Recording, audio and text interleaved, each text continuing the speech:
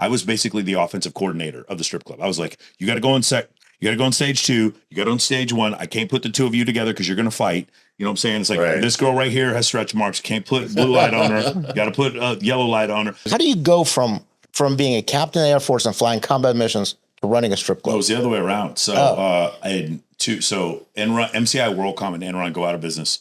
I graduate from UT Austin around a couple of weeks after they go out of business. And then I'm trying to find a job in the IT field, and there's nothing. And this is different, right? There's no AI back then. We barely have high-speed internet.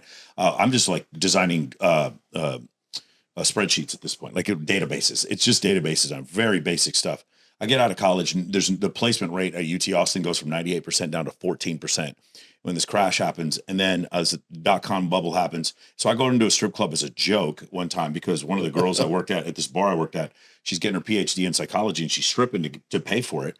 And she goes, you should go in there. They need a DJ. I go in there. Guys, I'm telling you, it was a joke. I did not think I was going to get this job. It was just something to do. I wasn't making that much money as a bouncer. I go in there one day and they give me the job after about an hour. And I end up spending 8 hours a day, 4 days a week for 4 years talking on a microphone. Wow. Which kind of trains you. There were 2 things. Me getting very comfortable on a microphone was number 1. Having to think quickly on my feet when like girls wouldn't show up or whatever. Having to lead a team. I know people are going to think I'm absolutely out of my mind, but anybody who's worked at a strip club understands. I was basically the offensive coordinator of the strip club. I was like, you got to go on you got to go on stage 2. You got on stage 1. I can't put the 2 of you together because you're going to fight. You know what I'm saying? It's like, this girl right here has stretch marks. Can't put blue light on her. You got to put yellow light on her. Like it was Bambi just got shot. Peaches out on the stand. I would say funny things on the microphone. I made sure people could understand me. But then the other thing that happened is, you think about this is like, this is 2000, 2004.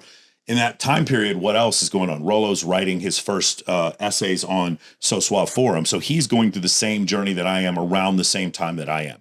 So for me, it's like, I don't think strip clubs are indicative of like women in general or men in general. But what strip clubs are is it's very indicative of the first time if you're a young kid and you've grown up your whole life believing where the world was set up in a way to where, because this is what your parents teach you and the church teaches you. You're nice to women, and then they're just nice to you back. And then you start working at a strip club, and you're like, you're nice to women, and then they just take your money.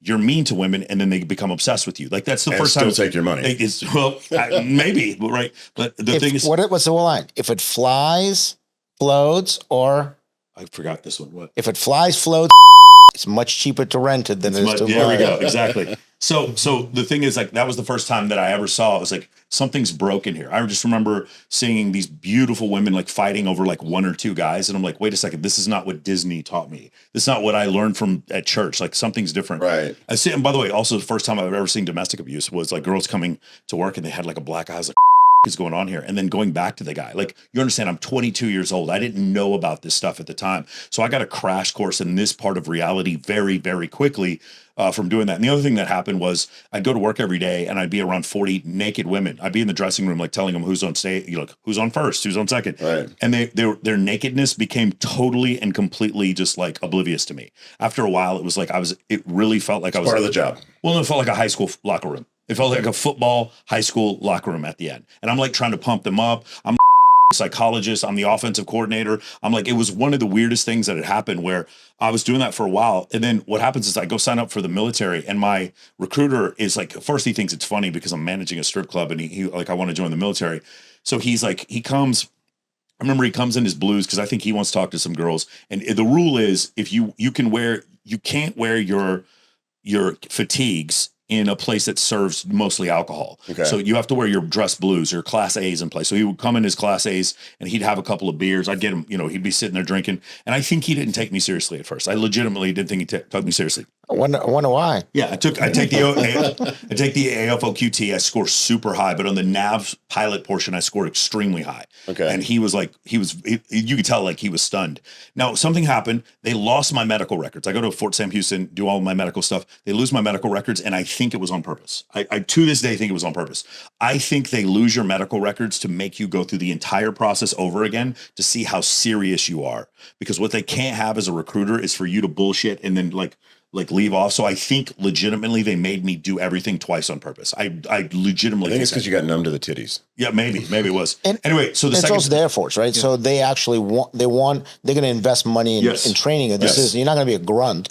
right? You're going to be an officer in the Air Force. So, so it's different. Yeah, I was looking at the numbers. It's 11,000 an hour just to fly KC-135. Like it was. So you're right with and we're doing training missions where we're not refueling anyone. Right. I'm flying out of Altus Air Force Base in Altus, Oklahoma. So it was one of these things where like there was one day, I will always remember this. It was the 19th of February, 2004. I swore in at Fort Sam Houston at MEPS. And so at that point I'm an E5 until I get through officer training school. And then I go that night to work at Sugar's Uptown Cabaret as a DJ that night. And then so for one day I was in the military and working at a strip club. Wow. And then I went to Maxwell Air Force Base in Montgomery, Alabama on the 21st of February. What year was that? 2004. Okay. And then I got out 7 years and 7 days later. So the 28th of February, 2011. But yeah, like it was one of these things where, and when I was in the military, there's this weird part where a lot of the guys who had just joined when they're very young, they're very awkward. For those of you who don't know, pilots are not like Tom Cruise. Most of them are incredibly detail oriented, very awkward. A lot of them are overweight. A lot of them are balding. There's these theories about basically being at that high level of altitude, the radiation up with your hair follicles. I don't know if it's true, whatever, but a disproportionately high number of these guys were bald. I know, that's what happened to me. Yeah. But it was just, we would eat like shit because all we had to do was like when air crew, they just throw you a bag of chip and tuna fish. And like, it was, when you hang out with these guys, they just weren't cool. Like in every possible way I can explain to you, they just were not cool guys. Not like a JSX pilot out for here. Sure. Yeah, for sure. So then like whatever city I lived in, if it was Wichita or when I was stationed in Georgia, I would be the one taking the other pilots out. And like, because I'd worked in a strip club and I was working at a nightclub for 2 years before that, I just knew how to talk to women. I had like tons of female friends. I was hooked up in every city. And it was this massive dichotomy between me and the other pilots. But I was a navigator. They were pilots, but of all the aviators. And the other thing that was weird is I didn't drink at all. That is very antithetical to military lifestyle. Still, like you never drank? Never drank. And so I would go out with these guys and they were way sharper officers than me, but they would go out fucking sloshed. One of the craziest things right now, because I'm 46, is that the guys who are in with me in my unit are becoming 06s now. And some, like eventually one of the guys I was serving with was going to become an 07. He's going to become a general. And the idea, like when I look at these guys who are 06s, and I remember like dragging them into a car when them pissing on themselves drunk, when first and second lieutenants. And I'm like, they have turned this over to the kids. You know, wow. It is crazy for me to think that guys I served with are full bird colonels now. But of course they are. I'm 46 years old. So like, it is one of the, like but it's not just that they're full bird colonels, they're wing commanders. That is like crazy to me. Cause like we were such ups. We were terrific aviators. And we were terrific officers, but outside of that, dude, we were like farting on each other and drawing dicks on each other's face. And like these guys are running the Air Force now, which is crazy to me. And they're probably still farting on each other and drawing dicks on their face. I mean, dude, growth. You got to give something for growth. There's one Army commander who got in trouble because somebody was drawing penises on like the walls or whatever. And I'm like, bro, if drawing dicks on a wall was a crime, the 350th Air Refueling Squadron wouldn't exist, bro. When guys would fall asleep in the airplane, they'd wake up and there'd just be dicks drawn all over their faces. And I'm like, there's not a single guy who flew air crew who knows that what I'm saying isn't true. It doesn't make any difference because that's what happens. Like boom operator, the navigator, the co-pilot would fall asleep and you would just like draw dicks on his face. That's just what you did. DOD style, right? That's just what that mean he was part of the crew. That's how it worked. You know what I'm saying? He would be asleep and you draw eyeballs on his eyes or whatever while he was asleep. That's what the magic markers were for, man. And it was a magical time. I learned a ton about leadership, but that's where the dichotomy comes. There's a couple of dichotomies. One, I grew up in a nice neighborhood, went to school in a horrible, horrible neighborhood, high school. So this dichotomy was I would go to school where there wasn't any white people. I go to church and there wasn't anyone who wasn't white. And that was my weekly, like growing up, that was my weekly schedule. Okay. Then when I was in the, managing a strip club for a while and I was watching these massively unaccountable, wild, crazy drug addict people. And then I joined the military and it's just nothing but structure and accountability.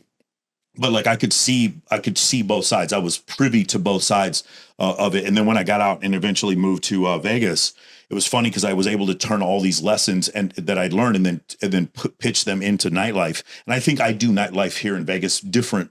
I don't want to say better, but different than other people because, like, for one thing, I don't treat women like cattle. I treat them like they're my teammates. And I probably got that from working at a strip club for 4 years, So. But then they were your teammates, right? They were coworkers, right? Let me explain. If you manage a strip club, women liking you, I'm not talking about sexually liking you, Women liking you makes your life easier.